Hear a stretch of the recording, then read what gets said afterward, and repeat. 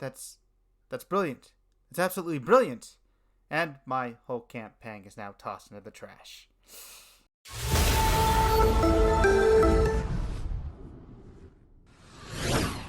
Welcome, scholars, storytellers, and fellow babysitter DMs. This is a Level Up Corner, led by yours truly, Wizo, as we delve into all the tips and tricks about Dungeons & Dragons.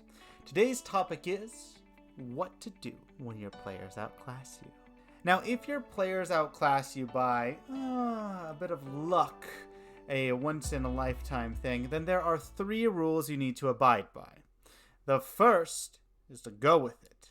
The second is to steal it. And the third is to stay the course. Now, what do these rules mean? Well, they're for different circumstances. If your players do something that is improbable, that cannot happen, the paladin rolls a nat 20, crit smite. The paladin rolls another nat 20 in that same round, crit smite. The rogue also rolls a nat 20 because he got advantage. Okay, crit on sneak attack, and the fighter also uses his battle maneuver to make the rogue get another crit and deal about 200 damage in one round. What is happening? My BBEG is dead. Well, at this point, you need to go with it. Your players have done something that is wild, that should not happen, cannot happen, but they did it. And that's what D&D is about, my friends. It is about the players and you crafting a narrative together. Sometimes things that can't happen do happen. Things that shouldn't happen occur. And that is the beauty of Dungeons & Dragons. So, we go with it. We end the session as quickly as we can because we're a little panicked at this point, and we go home to the drawing board. We say, all right, they killed the dragon, but what was the dragon doing behind the scenes? Well, he had a cult. Okay, the dragon had a cult. Cool. So now the cult is the real BBEG behind it because even though the dragon's bad, the cult has gained now influence. They're let loose. It was actually kept in check by the dragon. Yeah, the cult's the real thing. And you go with it. You go with what the players did and you continue that because they have killed the dragon. That was not supposed to happen, but they did. And you go with it to make something new, to make a new narrative. And it improves you as a DM. It makes a far more interesting story. Because you killed that big bad guy in the middle of it or near the beginning. But that was just the start. Now, the second rule is to steal it. This is for a completely different situation. What if you didn't think of this cult idea, but the players came up with it? The players were thinking, man, there's a dragon. They probably have a cult, don't they? Yeah, they probably do. We've never seen them. Yeah, they might be working behind the scenes and are doing a lot. Probably, but who knows? Who knows? And then you think, yeah, that's a good idea. That's a good idea. When the players encounter the dragon and kill the dragon, that shows them that this is only the start. That the cult is the real thing. And what's the worst that could happen? The player recalls that 15 sessions ago they said that. Most of the time they won't. But if they do, they'll say, oh, I called it. Oh, I'm so good. I'm awesome. Look at me. And you can say, yeah, you were awesome. You did call it. That was really intelligent of you. I would have never expected you to guess that. Partially because I hadn't come up with it yet. But besides that small tidbit, they don't need to know that. They don't need to know that you stole their idea completely from them. And again, most of the time, they'll just forget about it 15 sessions down the line when it becomes relevant. Now, the third and last rule for when your players generally outsmart you is to stay the course. Now, what I mean by this is that player, when they got lucky in our previous rule, in our previous example, got lucky in making a really cool guess as to what is happening, and you stole it and made a plot point of it.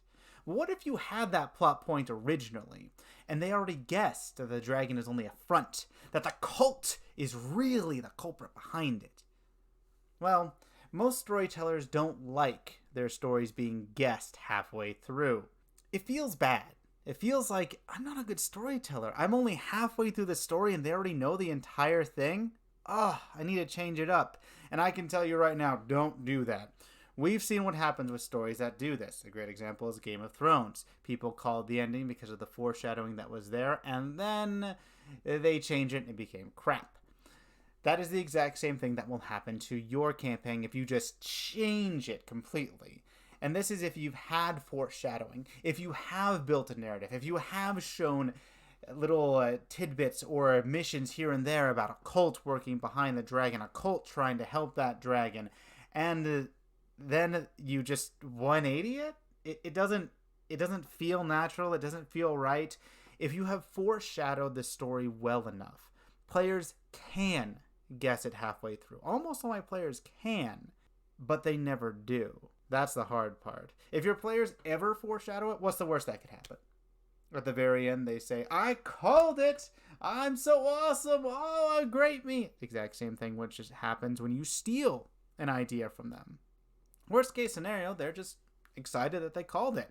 And you can praise them the exact same way, saying, yeah, good job. I'm amazed you saw that. I would never have thought you would have seen it back then. What gave it away? And you could try to figure it out and grow as a DM and get better.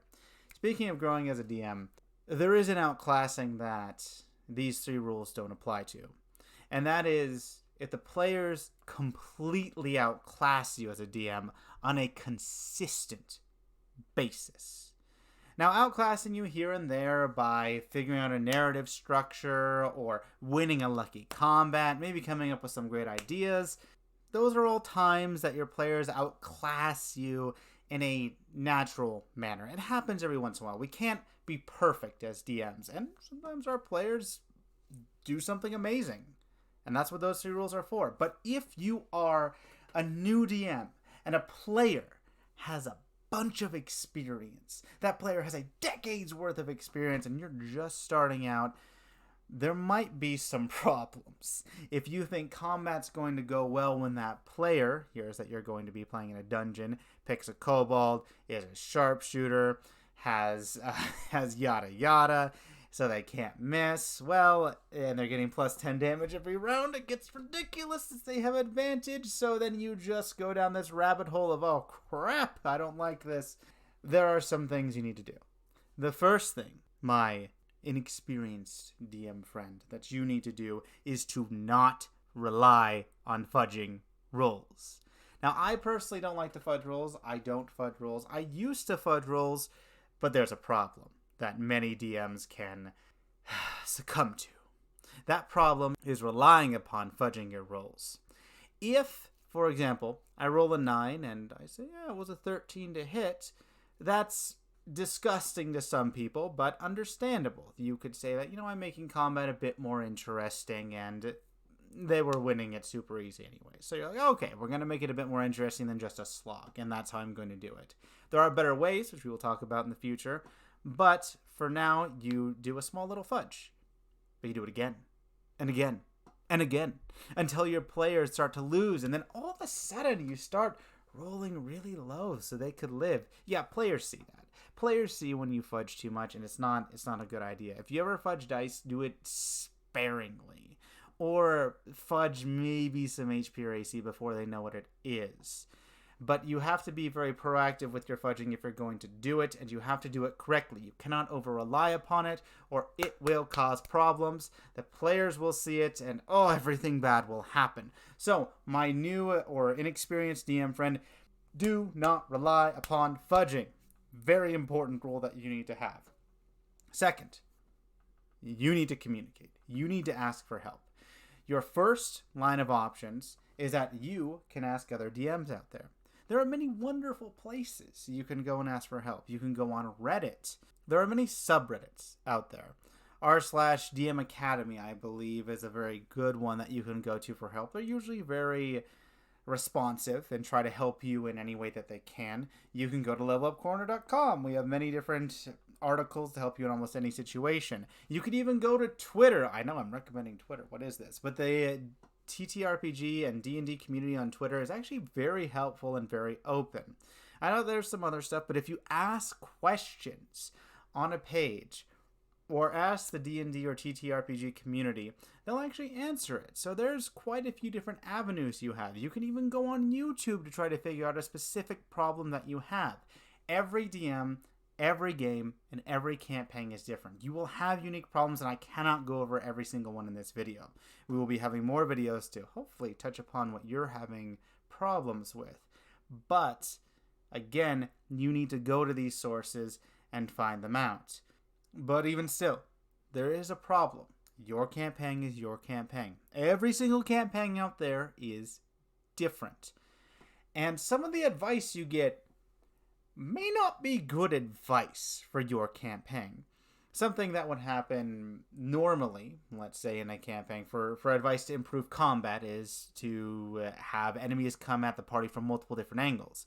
But if your party is going in a cave and there's only one way that the big monster is in and they're going for that, and that's how your entire campaign's been set up, you could have things tunneling through the earth, but overall it just doesn't work out as well as if it was an open field or a room, and it doesn't fit to your campaign. And some of the advice doesn't fit to your campaign. That's why another option, usually more reliable to you, is talking to those veteran players. I know it's scary.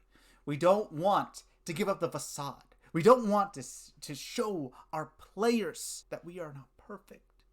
But I mean, they're gonna find it out pretty quickly. That experienced player probably already knows anyways. So what you should do in this situation is talk to your experienced player. Ask them, hey, can you tone it down? Or I don't know how to deal with your obnoxious character. I have no idea, and it's completely ruining the fun for me and everyone else, especially since you've outclassed everyone. I don't know how to get everyone back up to your level. I don't know what's going on. I don't know how to do this, and I need some help from you. Most players are very responsive to this. They will help you. They want a fun game too.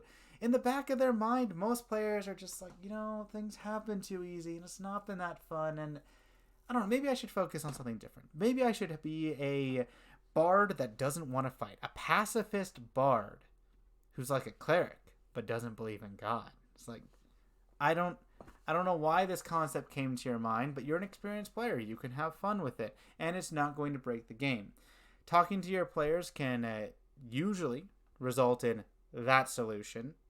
It can result in them giving you tips on how to make combat more interesting, which is a hit or miss. Sometimes they use those tips against you, and it's a hit or miss there. But very rarely do you have players that are stuck in the ground saying, I'm not going to change my character. And if a player does that when you're a new DM or an experienced DM, then you might want to reconsider who you're playing with. But generally, talking to your players does solve the problem. So if all these other sources do not help you and you are completely outclassed by your players that you are playing with, talk to them and try to get somewhere. If it is just a one-off thing, don't forget the 3 rules. Go with it, steal it, stay the course. But don't let me be the only one to give you tips on how to handle players who outclass you as a DM. I would love to hear what you would say in the comments down below. How do you deal with players when they just are better than you at points in time? I mean, there's 5 of them, 4 of them, 1 of you. It's gonna happen eventually, so what do? I'd love to hear your thoughts and how you've dealt with it in the past in the comments down below. And don't forget to like and subscribe so that we can reach more DMs out there and keep giving you these awesome tips and tricks. Lastly, always remember that your players love and appreciate you. This has been Wizo, and keep rolling, my friends. Keep rolling.